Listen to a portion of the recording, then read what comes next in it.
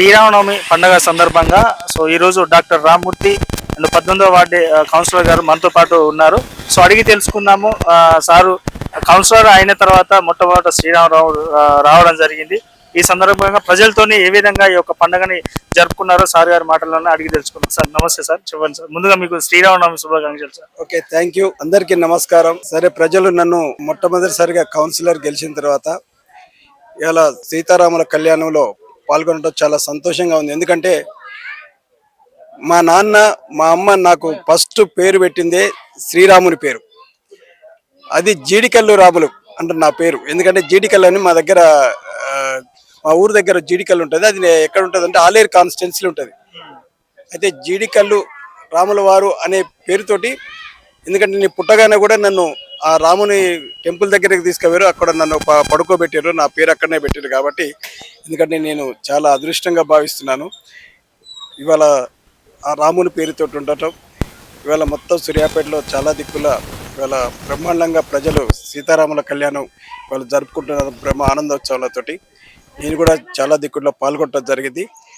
ప్రజలు చాలా సంతోషంగా ఉన్నారు. ముఖ్యంగా చెప్పేది ఏంటంటే మన హిస్టరీ ఏం చెప్తుందంటే రామరాజ్యం కావాలి మనందరికీ.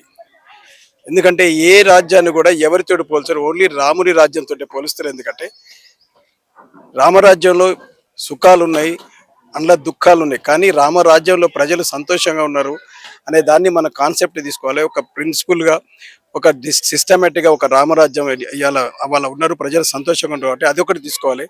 అందులో మన జీవితం కూడా, రాముని జీవితం కూడా ఒక సంతోషంతో పాటు ఆయన ఒడిదొడుకులను ఎదుర్కొని, కష్టాలను ఎదుర్కొని ఇవాళ అన్నిటి కూడా ప్రజలను ఎన్ని కష్టాలు ఎదుర్కొన్నా సరే ప్రజలను సుఖంగా ఉంచారు. కాబట్టి అందరూ కూడా మనం కూడా మన జీవితంలో కూడా ఎన్ని కష్టాలు వచ్చినా మనం ఎదుర్కొని చాలా గట్టిగా నిలదొక్కుని బతకడం, ప్రజలకు మన సేవలు అందించడమే మన భాగ్యం. అదే సరే, అలాగే అందరు ప్రజలు కూడా ఇలా రామరాజ్యం యొక్క సంతోషంగా ఉండాలి. ఆ అడ్మినిస్ట్రేషన్ కూడా రేవంత్ రెడ్డి ప్రభుత్వం కూడా రామరాజ్యం వల్లే ఒక రాముని వల్లే పరిపాలించాలని నేను ఒకసారి కోరుకుంటున్నాను.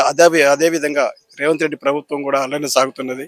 ప్రజలకు మంచిగా చూసుకుంటున్నాడు. ఇలాగే ఉండాలి, ప్రజలు సంతోషంగా ఉండాలి మరొకసారి కోరుకుంటూ శ్రీరాముని శుభాకాంక్షలు అందరికి సూర్యాపేట మరియు నియోజకవర్గ ప్రజలందరికీ కూడా నేను అందరికి కూడా శుభాకాంక్షలు తెలియజేస్తున్నాను. సార్, ఈ సందర్భంగా సార్ మీరు మొన్న జరిగిన మున్సిపాలిటీ ఎన్నికల్లో నిజంగా చెప్పాలంటే కన్నీ విని ఎరగని రేంజ్లో అక్కడ ఒక ఎస్టీ ఎక్కువ ఫాలోవర్స్ ఉన్న ఏరియాలో ఎస్టీకి సంబంధించిన కాదని సైతం రామ్మూర్తి గారు అయితేనే మాకు బాగా అభివృద్ధి చేస్తారని మంచి మెజారిటీతో మిమ్మల్ని గెలిపించారు. మీ యొక్క వార్డుని ఏ విధంగా డెవలప్మెంట్ చేయబోతున్నారు? ఖచ్చితంగా ప్రజలు నేను ఎన్ని ఇబ్బందులు పెట్టినా సరే, చాలా మంది నన్ను ఇబ్బందులు పెట్టారు, ఓడగొట్టాలని ప్రయత్నం చేశారు.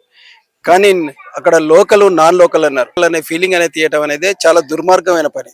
ఎందుకంటే నేను ఒక సూర్యాపేటనే నాన్ లోకల్ అంటే మరి అన్ని కాన్స్టిట్యున్సీలు అందరు ఎమ్మెల్యేలు నాన్ లోకల్లే ఉన్నారు. వాళ్ళందరికీ ప్రజలు బ్రహ్మరథం పట్టలేదా? ఇవాళ సూర్యాపేట ఎమ్మెల్యే కూడా నాన్ లోకలే కదా.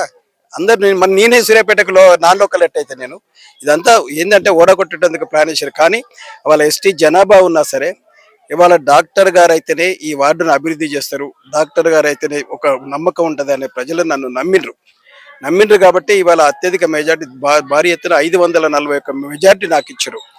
నేను వాళ్ళకి ఇచ్చిన ఒకే ఒక హామీ ఇచ్చిన, ఇవాళ రాష్ట్ర ప్రభుత్వం రేవంత్ రెడ్డి గారి ప్రభుత్వం ఇచ్చిన ఏవైతే స్కీములు ఉన్నాయో, ఇందిరమ్మ ఇల్లు అయినా సరే, ఇవాళ సన్న బియ్యం అయినా సరే, ఎన్ని స్కీములు పెన్షన్స్ అయినా సరే ప్రభుత్వం ఇచ్చిన అన్నిటి కూడా మీ పేద ప్రజలకు ఖచ్చితంగా నేను ఇస్తాను.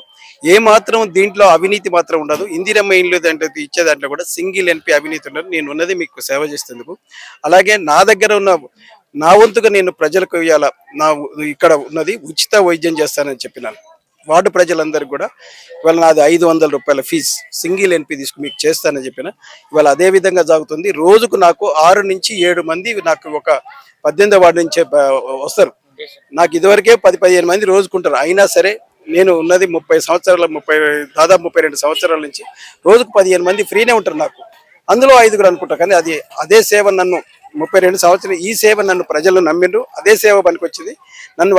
అది కూడా 18వ వార్డు ప్రజలు కూడా ముఖ్యంగా అన్ని వాడు సుందరనగర్ అయినా, బలరాం తండ్రి అయినా, విజయ కాలనీ అయినా భారీ ఎత్తున మెజార్టీ నన్ను నమ్మకంతో చేసిన. ఖచ్చితంగా నేనైతే ఏమైతే హామీలు ఇచ్చినా వాళ్ళు ఖచ్చితంగా చేస్తున్నాను. ఉచిత వైద్యం నడుస్తూనే ఉంది. ఇవాళ అంగన్వాడీ స్కూల్స్ కూడా నేను విజిట్ చేస్తున్నాను. ఇవాళ రోడ్స్ ఎలక్ట్రిసిటీకి వచ్చిన ఇవాళ ఎలక్ట్రిసిటీ డిపార్ట్మెంట్ ఎస్సీ తోటి కూడా మాట్లాడినాను. ఇవాళ ఖచ్చితంగా వాళ్ళు చాలా హ్యాపీగా ఉన్నారు. నన్ను ఒక నిజంగా చెప్పాలంటే ఆ వార్డుకు పోతే ఇప్పుడు శ్రీరామ కళ్యాణం జరుగుతుంది, నన్ను కూడా ఒక రాముని లెక్క చూస్తున్నారు. ఇది కూడా రామరాజ్యం లెక్కన ఖచ్చితంగా నేను చేస్తాను. ఆ వార్డుని డెవలప్ చేస్తాను. సూర్యాపేటలో కూడా సూర్యాపేటను కూడా మంచి ఒక కౌన్సిలర్ కాదు, ఒక ఉత్తమ మున్సిపాలిటీగా రావాలనే ప్రయత్నం చేస్తాం. ఇవాళ చైర్మన్ తోటి కానీ, ఇవాళ ఎమ్మెల్యే గారితో కానీ, ఇవాళ సర్వోత్తమ్ రెడ్డి, రమేష్ రెడ్డి వీళ్ళ కాంబినేషన్ తోటి, మున్సిపల్ కమిషనర్ కాంబినేషన్ తోటి ఇవాళ ముఖ్యంగా పేపర్లో చూసిన ఇవాళ దోమలు ఇవన్నీ లేకుండా ఖచ్చితంగా సూర్యాపేట మంచి ఉత్తమ మున్సిపాలిటీ రావాలనే ప్రయత్నం ఖచ్చితంగా నేను చేస్తాను. సో అదేవిధంగా ఇందిరమ్మ పథకాలు అయితే వచ్చినాయి సరే, మొన్న చూసుకున్నట్లయితే రాజకీయం వరకే ఉండాలి. ఇప్పుడు మీరు అన్నట్టు మీ 18వ వార్డులో వచ్చే పథకాలని అందరికీ పార్టీలకు అతీతంగా నిష్పక్షపాతంగా వచ్చే విధంగా చూస్తున్నారు. ఖచ్చితంగా మా వార్డులో ఇందిరమ్మ ఇళ్లను నిష్పక్షపాతంగా 100% ప్రతి ఇల్లు ఎవరైతే ఎలిజిబుల్ ఉండో వాళ్ళనే స్వయంగా నేనే చూసిస్తా. ఖచ్చితంగా ఏమి పక్షపాతం లేకుండా సెలక్షన్ చేసి లాస్ట్ టైం 31 వచ్చినాయి. నేను సర్వోత్తమ్ రెడ్డి దాని కూడా మాట్లాడినా, నాకు ఇక్కడ 50 అవసరం ఏంటంటే ఇప్పుడు ఇమీడియట్గా నీకు 15 ఇస్తే డాక్టర్ సాబ్, ఇప్పుడు కొన్ని వాళ్ళు చేసుకోలేదు, 31 అయితే 25 కన్స్ట్రక్షన్లు ఉన్నాయి, 5 లేవు అన్నట్టు, మిగతా వాళ్ళని తీసి వేరే వాళ్ళకి ఇద్దాం, మళ్ళీ ఏప్రిల్ 2nd విడతలోనే ఖచ్చితంగా నీకు ఇస్తాను. ప్రజలకు ఖచ్చితంగా నిష్పక్షపాతంగా ఇందిరమ్మ ఇళ్ళని ప్రజలకు అందియటమే నా ఉద్దేశం. ఎక్కడ అవినీతి తావు లేకుండా చూసుకోవటమే నా ఉద్దేశం. Okay sir, thank you so much.